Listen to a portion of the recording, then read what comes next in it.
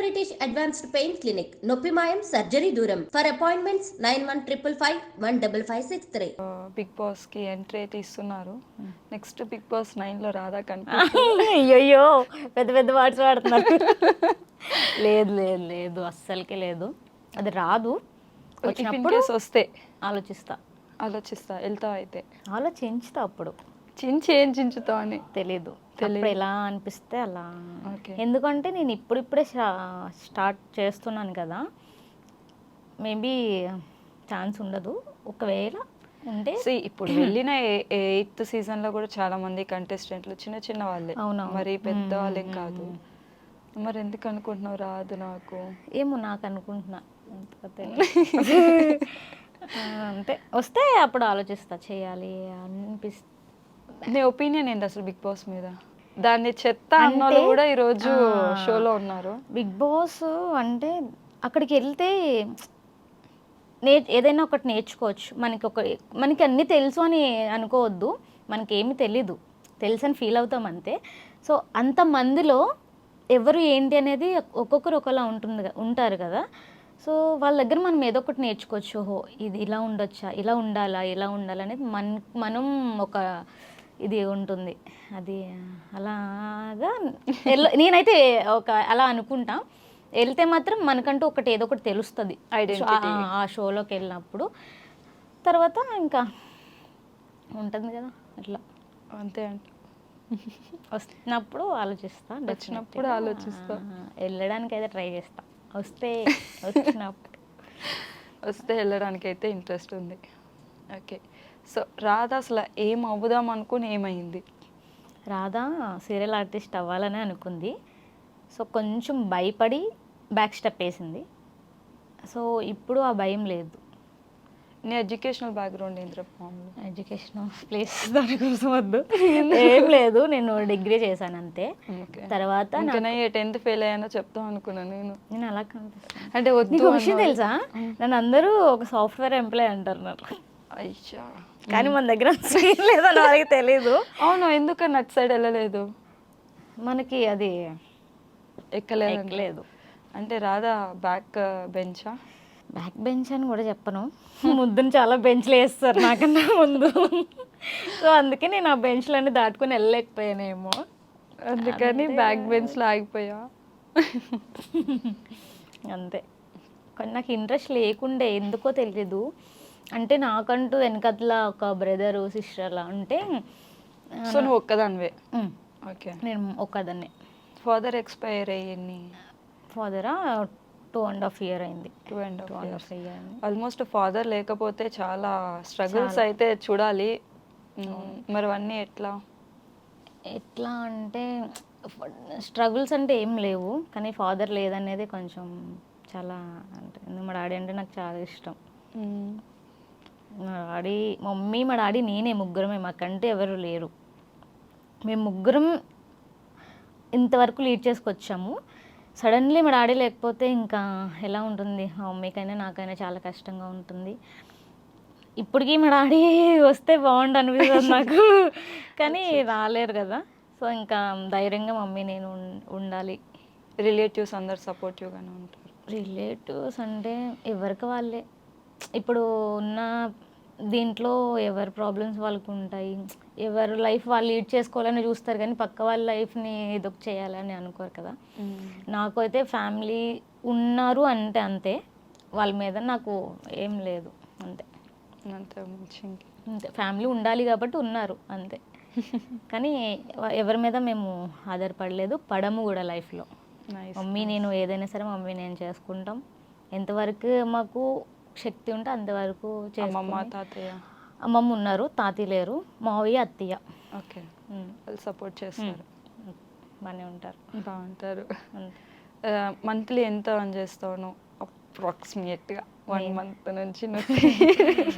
అంటే ఇప్పుడు సీరియల్ లేకపోతే చాలా తక్కువ ఉండేది, ఇప్పుడు సీరియల్ వల్ల ఓకే 1 lakh చేంజ్ అట్లా.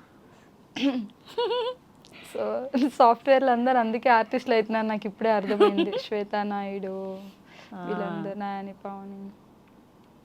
ఆర్టిస్టులు అంటే అన్నీ ఉంటాయి, అందులో హ్యాపీనెస్ ఉంటుంది, షాడ్ ఉంటుంది, అన్నీ ఫేస్ చేయాలి.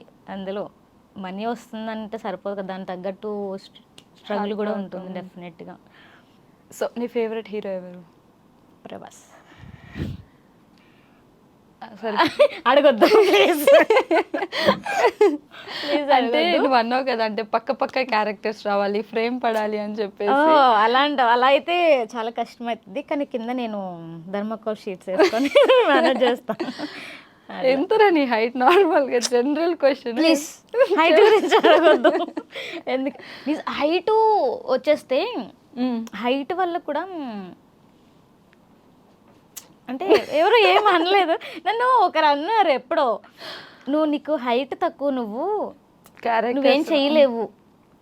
నన్ను చాలా డిస్కస్ చేశారు, నువ్వు హైట్ తక్కువ, నీకు హైట్ లేదు, కానీ నువ్వు చాలా అందంగా ఉంటావు, నీకు హైట్ ఒక్కటే ప్రాబ్లం, కానీ నువ్వు హైట్ లేనిది నువ్వు ఇండస్ట్రీకి వెళ్ళి ఏం చేయలేవు హైట్ లేకపోతే. అట్లా అట్లా అన్నారు చాలా. నాకు అప్పుడు చాలా కోపం వచ్చింది. సరే నేను ఏదంటే చూపిస్తాను అనేసి అది మైండ్లో పెట్టుకుని వచ్చేసావు అయితే. సో హైట్ అనేది ప్రాబ్లం కాదు, మనలో ఉన్న టాలెంట్ ముఖ్యం కదా. సో కొంతమంది కూడా హైట్ వెయిట్ అన్ని చూసి కూడా రిలేషన్షిప్ చేస్తారు. అది నేను తెలుసు, నేను ఒకరు ఉన్నారు నాకు అట్లా. అవునా? అది ఎవరు అంటే పేరు చెప్పను, ఒక పర్సన్ ఉన్నారు. ఫస్ట్లో బాగుండే నాతో, తర్వాత కొంత వెళ్ళి అమ్మాయిలు చూసి వాళ్ళంతా చేసి ఉంటుంది కదా, అప్పుడు నేను నచ్చలేదు వాళ్ళకి. అట్లా అంటే నేను ఫ్రెండ్ తనకి, ఆ ఫ్రెండ్ ఎంత లోపల ఫ్రెండే. ఓకే. అట్లా అలాంటి వాళ్ళు నాకు నచ్చరు. మెయిన్ థింగ్ హార్ట్ఫుల్గా ఉండాలి. హైట్ అని చూసి కూడా ఫ్రెండ్షిప్ చేస్తారు, నిజంగా చేస్తారు, నాకు తెలుసు ఆ విషయం. అది అమ్మో ఉన్నారు మనుషులందరూ చాలా డేంజర్, అసలు ఎవరిని నమ్మొద్దు నువ్వు. నేను నమ్మలేదు, ఆ స్టేజ్ అయిపోయింది. ఎవరిని నమ్మొద్దు అసలు, ఎవరు ఏం చెప్పొద్దు. ఫస్ట్ ఆఫ్ ఆల్ నీ గురించి నా గురించి ఎవరికి ఏం చెప్పకూడదు. మన గురించి సెకండ్ పర్సన్ ఉంటే మనకి ఓకే, మన అంతా ఉండొచ్చు. థర్డ్ పర్సన్కి అయితే ఏం చెప్పొద్దు మన కోసం. ఎందుకంటే అసలు మనతో ఉంటారు, మన వెనకట్లే గోతులు తీస్తారు. అలా తవ్వారైతే నీ గోతులు బాగానే తవ్వారు, కానీ నేను అస్సలు పట్టించుకోలేదు. ఫస్ట్ టైం నేను విన్నాం ఒక ఫ్రెండ్షిప్ వద్దు అని చెప్పే పర్సన్ని నేను చూడటం. వద్దు, నాకైతే వద్దు. కానీ నాకు కావాల్సినప్పుడు నాకు లేరు వాళ్ళు, ఇప్పుడు నాకైతే ఎవరు వద్దు. సో నాకు ఒక ఫ్రెండ్ ఉండే, చాలా మంచి, అది ఎప్పుడు నాదే ప్రాబ్లం. అప్పుడు ఒక 2.5 year బ్యాక్. సో తను చాలా అంటే చాలా బాగుండే నాతో. అది నేను చేసిన మిస్టేక్ వల్ల తను కొంచెం దూరం అయిపోయారు. మంచి వాళ్ళు. ఎవరికైనా థ్యాంక్స్ చెప్పాలి అని అనుకుని లైఫ్లో ఎవరికి చెప్తావు? మా మమ్మీకి. మీ మమ్మీకి కాకుండా ఇంకెవరికైనా? నాకు ఎవరు లేరు అలా చెప్పడానికి, ఎవరు లేరు. మమ్మీ ఏంటి అంటే చాలా అంటే చాలా, నేను ఎన్ని చేసినా ఏం చేసినా ఎంత సపోర్ట్ చేసుకొచ్చారు మా మమ్మీ. నేను ఏదైనా చెప్పాలన్నా ఏదైనా చేయాలన్నా ఓన్లీ మా మమ్మీ అంటూ నాకు ఇంకెవరు లేరు చేయడానికి. ఎందుకంటే నేను నమ్మిన వాళ్ళే నన్ను కాదనుకున్నప్పుడు ఇంక నేను ఎవరి కోసం ఉండాలి చెప్పు. మా మమ్మీ అంతే మా మమ్మీ, ఏదైనా సరే మా మమ్మీ, ఇంకెవ్వరు వద్దు నాకు. ఒకవేళ సారీ చెప్పుకోవాలనుకున్నా? సారీ చెప్పుకోవాలని అనుకుంటే ఉన్నారు ఒకరు, అది వాళ్ళ కోసం అనుకుంటారో లేదో తెలియదు, కానీ డెఫినెట్గా నేను నా వల్ల మిస్టేక్స్ ఉన్నాయి, డెఫినెట్గా సారీ, ఏమనుకోవద్దు. ఇప్పటికీ నాకైతే ఏం ఫీలింగ్ లేదు. ఒక ఫ్రెండ్గా అయితే నేను మూవ్ అవ్వాలనుకుంటున్నా తనతో. సో తనకి ఇష్టం అయితే, ఎందుకంటే నేను చేసినవి పట్టుకొని తను ఇప్పుడు నన్ను నమ్మాలని ఏం లేదు. నేను చేసినవి కూడా అది రాంగ్ కాదు. అది ఎలా చేసింది అంటుంటే అంటే చేసింది మీన్స్ తప్పు ఏదో చేసామని కాదు, చిన్న మిస్టేక్స్ ఉంటాయి కదా, అది నేను చేయకపోయినా సరే నా పక్కనున్న పర్సన్ వెళ్ళి వాళ్ళకి చెప్పడం అట్లా ఉంటుంది కదా, అది వాళ్ళు నమ్మి నన్ను రాంగ్గా అర్థం చేసుకున్నారు. ఓకే. సో అది అసలు నిజం కాదు. నేను ఎప్పుడూ చెప్పాను, ఇప్పటికీ చెప్తున్నాను, నేనేం ఎప్పుడూ నీ గురించి ఎవరితో బ్యాడ్గా మాట్లాడలేదు, మాట్లాడను కూడా. స్టిల్ ఇప్పటికీ నీతో ఫ్రెండ్షిప్ చేయాలని నాకు ఉంది, ఒకవేళ నీకుంటే, లేదంటే ఓకే. అది boy girl? Boy. Boy. Okay. So next ఇంకా ఎప్పుడు స్టార్ట్ అవుతారా ప్రాజెక్ట్స్ అయితే మరి? ఇప్పుడైతే ప్రజెంట్ ఇదైతే జరుగుతుంది. ఓకే. నెక్స్ట్ ఇంకొక 2 ఉన్నాయి, అవి నెక్స్ట్ మంత్ స్టార్ట్ అవుతాయి. అంటే నార్మల్గా షూట్స్ మంత్ మొత్తం ఉంటుందా లేదు? మంత్ మొత్తం ఉండదు. ఒక సీరియల్ వచ్చేసి నీకు 2 వీక్స్ ఇస్తారు అంతే. 2 వీక్స్ షెడ్యూల్ ఉంటుంది 2 ఒక weeks. సీరియల్ అంతే. ఇప్పుడు మరి నువ్వు ఇంకో సీరియల్ యాక్సెప్ట్ చేస్తారు కదా మరి? నాకు యాక్చువల్గా రావడం అలా వచ్చింది. వాళ్ళకి కావాల్సింది నాది ఇప్పుడు గీత ఎల్ఎల్బి ఉంది కదా, అది నాకు 2nd వీక్ 4th వీక్. నేను 1st వీక్ 3rd వీక్ ఖాళీ ఉన్నా.